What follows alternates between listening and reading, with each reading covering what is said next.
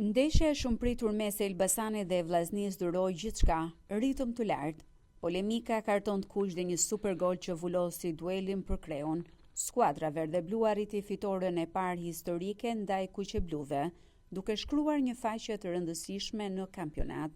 Sfida u luajtur me intensitet të madh dhe me tribuna të zjarrta nga të dyja kampet, ndërsa momentet kyçe të ndeshjes e çuan Elbasanin drejt suksesit. Goli spektakolari i shënuar në pjesën e dytë, ndezi stadiumin dhe i dha vendasve moralin e nevojshëm për të menaxhuar minutat e mbetura, pavarësisht presionit të vazhdueshëm të Vllaznisë. Po, jam shumë kënaqur, edhe ti e drejtë, sot ishte një derbi dhe ishte një ndeshje shumë vështirë. Kam shumë respekt për Vllaznia si klub edhe për tifozat, por sot ne ishim skuadra më mirë dhe merituam të fitojmë ndeshjen. Patjetër nuk ishte kollaj, ishte fort, vendoset një gol, ishte një gol bukur nga Blezi, por ndoshta mund do fitojmë edhe me një gol tjetër sepse Zé Gomes ishte një rast shumë mirë edhe pastër.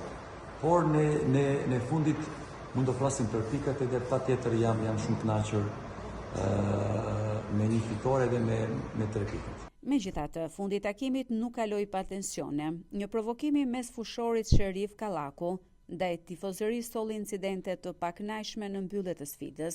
Forcat e Rentit ndërhyn menjëherë për të shmangur për shkallëzimin, duke stabilizuar situatën.